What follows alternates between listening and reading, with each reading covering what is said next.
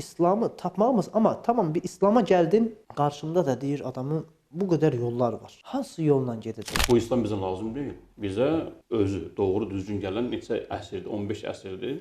Pərəstişkarlıq günümüzdə İslam aləminin içərisində təəssüb keçdik. Çox İslama ziyandan başqa bir şey vermir yəni. Bəli. Ən böyük problemimiz biz mənfiləri görürük, müsbətləri görmürük. Bir professor, bir alim girir sinif otağına, insanların qarşısında ağ bir lövhədir. Ora bir dənə nöqtə qoyur, bir qara nöqtə qoyur. Və hamıdan bir soruşur, nə görürsünüz? Budur, nə görürsünüz? Və hər kəs, o şagird, tələbələr qalır, hər kəs deyir ki, qara nöqtə görür, qara nöqtə görür, qara nöqtə görür. Hər kəs ən sonda o professor, o müəllim tələbələrin qalib görürsünüz, cəmiyyət də belədir. Siz demirsiniz ki, bu da ağ lövhə görürəm, üzərində bir dənə qara nöqtə də var. Ağ lövhəni görmədiniz, bu qara nöqtəni gördünüz. Bu din elə bir paç bir yoldur ki, bunu 2 nəfər, 3 nəfərin, 5 nəfərin onun ləkəni də bilməz. Çünki günəş ləkə götürməz. Günəş günəşdir. İslam da bir günəşdir, İslam günəşidir. Bunu bir 2 nəfərin yanlışlığı, səhvi uzbatından İslam dininə xərə gələ bilməz. İnsan da problemli.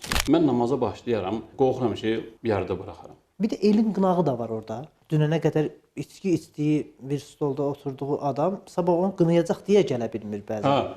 Yaxşı, buraxaq o ölünə kimi, ömrün sonuna kimi içsin. Əl qaldırım, Allah'a dolayım, Allah'dan istəyirəm, olmadı. Nə istəyirəm, olmur. Sən na'bud eləməsən, nəstəyin eləyirsən. Yəni, Allah da deyir ki, buyur, İyyəkə na'budu və iyyəkə nəstəin. Yalnız sənə ibadət edərik və yalnız səndən yardım istərik. Sən ibadət eləmirsən, yardım istəyirsən. Sənə desələr ki, bir 6 aydan sonra dünyayı dəyişəsən. Mənə yox da kimi. Yəni, ümumiyyətlə, sənə deyirəm. Zarafat deyil.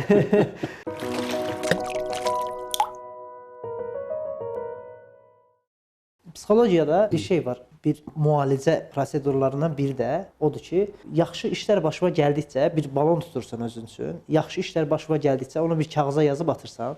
Çox belə kövrək vaxtlarında, çox artıq həyatdan bezdiyim vaxtlarda atırsan, bir-bir o vərəqləri oxuyursan və o sənə müsbət bir aura qazandırır deyir.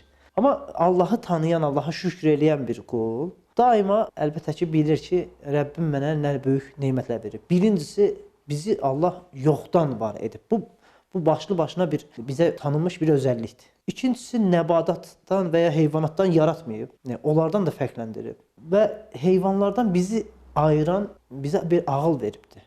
Bir qoçun qarşısında getib bıçağı göstər ona hiss elətdir ki, səni bir dəqiqə sonra kəsəcəm, amma qarşısına yem qoy. Yenə də o yemi yeyəcək yəni. O çox da umrunda deyil yəni. Çünki analiz eləyə bilmir. Amma sənə desələr ki, bir 6 aydan sonra dünyayı dəyişəsən. Mənə yox da kimi. Yəni ümumiyyətlə, sənə deyirəm. 6 aydan sonra mənə deyilsə ki, mən dünyamı dəyişəcəm, bütün yəni həyatım sanki üstümə çökmüş olar. Bəli. Buna görə də bu ağıl nemətindən istifadə edərək biz İslamı tapmağımız, amma tamam bir İslam'a gəldin, qarşımda da deyir adamın bu qədər yollar var. Hansı yolla gedəcəm? Bax, cəmiyyəti biraz daha namazdan sanki uzaqlaşdıran, biraz daha yaşantını çətinləşdirən şeylərdən biri də budur. Hansı yola gedək? Hansı düzdür? Bu gün uşaqlarımızı məşqə göndəririk. Bəli. Kursa göndəririk ki, getsinlər o məşqdə, kursdan müəllimlər dərs alsınlar və ali təhsil ocaqlarına imtahan versinlər. Bu gün heç kimsə uşağını, mən onu alçatmıram, yəni fəhlənin, ondan sonra yolda zibil süpürənin yanına göndərmir və ya da sürücünün yanına göndərmir, mexanikin yanına göndərmir, müəllim yanına göndərir. Nə üçün? Birinci, onun təhsilini alıbdır. Bugün biz də, əgər biz Quranı, dini, İslamı, namazı öyrənmək istəyirsə, məscid imamına öyrənəcəyik. Məscidin xocasının yanına gedəcəyik. Çünki o insan oxumuş insandır. O insan kiçikliyindən, balacalığından, o dinin təməlindən başlayıb, oxu gəlir və bu səviyyəyə gəlib çatıbdır. Onun bizə göstərdiyi yol daha doğru yoldur. Bunu deməkdə məqsədi nədir? Bugün bəzi valideynlər var, övladlarını məscidlərə qoymurlar.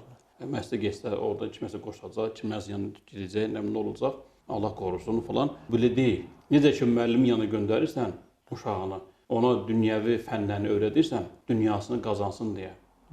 Geçsin məktəbə girsin, ali təhsil ocağına qəbul olsun, o diplom alsın, sonra geçsin işləyəsin, bir maaşı olsun falan düşünürsə valideyn, eləcə övladının dinini düşünərək, mənəviyyatını düşünərək, yenə məsciddəki, bu gün məktəbdir, bu gün mümkün deyil, məsələ məşğələsi var, məktəb var, 6 baza göndərə bilər, yay tətilinə göndərə bilər. Yəni kimdən öyrənəcək dini? Hocasından. Hocası hansı dini təbliğ edir insanlar? Bu gün məscidlərimizdə bizim elə Peyğəmbər s.ə.v-in zamanından sonra sahabələr, sonra onlardan öyrənənlər, sonra onların xocaları, olan tələbələri və bu gün gələn İslam. Bu İslam hansı İslamdır? Bu gün, əlhəmdülillah, Quranın və Peyğəmbər s.ə.v-in yolu. Quran bizə Allah tərəfindən göndərilən bir kitabdır. Peyğəmbər Efendimiz Aleyhisselam Quranın tərcümanıdır. Quran bizə et deyir. Ancaq bizə necə edəcəyimizi Allah Resulü Aleyhisselam öyrədir. Yəni biz bu İslamı götürəcəyik. Qıraqdan, kənardan bizə diktə olunanlar oxumamışlar, ortaya bugün çıxanlar, yağışdan sonra o göbələk kimi çıxanlar var. Onların TikTokları daha çox cəmaət onları izləyir. Hər gündə bir şey çıxır, bu yoxdur. Bu yoxdur. Yəni yox demək insana xoş gəlir. Var deyəndə insan özünə bir məsuliyyət hiss eləyir, biraz ağır olur. Sən nə yoxdur desən, mən də bugün çıxıb efirdən, TikTokdan falan şey yoxdur, falan şey yoxdur, az atsam, bu məsuliyyətləri məni sevəcəklər. Bu İslam bizə lazım deyil. Bizə özü, doğru, düzgün gələn neçə əsrdir, 15 əsrdir gələn bu İslam ən doğru yolumuz, dədələrimizin, xocalarımızın, alimlərimizin, Allah dostlarımızın, övliyaullahın getdiyi yol bu yoldur. Ən doğru yol fitnəsiz, fəsadsız, bölməyən, parçalamayan, insanları qruplara bölməyən, parçalamayan, firqələrə ayırmayan bu idi. Əlhəmdülillah, o 4 məzhəb dediyimiz bu 4 məzhəbin yolu gəlib bu gün əlhəmdülillah Azərbaycanda hansı məzhəbimiz varsa, Quran və sünnənin yolunun hansı məzhəbimiz varsa, bu məzhəbdən getməlidir. Bu gün alimlərin də bir çoxları bu fikirdədirlər ki, sizin yaşadığınız o bölgədə, olduğunuz yerdə, o məsciddə hocanın məzhəbi, hocanın tutduğu yol hansı yoldursa, imamın və yaxud da alimlər var, olan kitabları var, məzhəbə uyğun kitabları var və o yol tutun gedin deyir. Parçalanmayın deyə, baş-başa firqələrə, cəryanlara bölünməyin deyə bu olmalıdır. Və tutulmuş bir yoldan digər yollara sanki ancaq özün doğrusan, digərləri yanlışdır hamısı. Onları əlinin tərsi ilə itmək də doğru bir şey deyil. Bu, belə deyək, bu pərəstişkarlıqdır. Pərəstişkarlıq günümüzdə İslam aləminin içərisində təəssüb keçdik. Çox İslama ziyandan başqa bir şey vermir yəni. Və hər bir, belə bunu daha açıq söyləsək, hər bir gedilən məzhəbin özünə görə bir dəlili var. Və Allah Resulü sallallahu əleyhi və səlləm bunu bu şəkildə elədiyinə dair bir hədis var və yaxud da hər hansı bir rəvayət var və buna əsaslanaraq bunu eləyir. Adamın sadəcə özüm pak, müqəddəs, o digərləri hamısı qeyri-məqbul, elə sayan insanlar da var və çox üzr istəyirəm, siz hocaları dediniz. Bir də cəmiyyətdə belə bir fikir var ki, hocalara bir də molla deyilir. Mollalar da sanki el arasında bir dırnaq arası insan olaraq baxılır. Bu da bir mənfi tərəfdir və həmin dırnaq arası insan, dırnaq arası şəxsiyyət kimi baxdıqları insandan da bir şey öyrənməyi istəmirlər. Mən diqqət eləmişəm, bəzən olur da insanlar gedirlər hər hansısa bir məclisdə bizim haqqımızda bir şeylər danışırlar. Mən də məclislərdə iştirak edirəm. Adamların gördüyü, mən məsələn içki içməyin fəsadlarından danışıram. Bir içki içən insan da gedir məndən bir qüsur axtarmağa başlayır. Yəni əslində normal olan, normal ağıl sahibi özündə bir xəta varsa, onu düzəltməyə yönələcək. Ancaq bu öz xətasını, sanki öz səsini, öz belə deyək, tüstüsünü biraz daha xəfiflədib gözə görünməz eləyərəkdən bu bir tərəfdən bir tüstülər axtarmağa başlayır və belə bir anlayış da var ki, 40 yaşına qədər gedib haram işlər gör, sonra yəni deyim mollalığın, yəni dindarlığın deyir təməli oradan gəlir ki, kimi bir anlayış da var ki, səhv bir anlayışdır. İnsanlar çox məlumatsızdırlar. Bu da cəmiyyətimizin çox belə mənfi düşüncələrindən biridir və digər bir məsələdə namaza başlamaq istəyirəm deyir adamlar. Ancaq özümü hazır hiss eləmirəm. Başlayaram, sonra buraxaram, günah olar. Və bir də təsəttürsüz xanımlar, bacılar var. Onlar deyir ki, mən namaz qılmağım doğru deyil kimi bir anlayış var.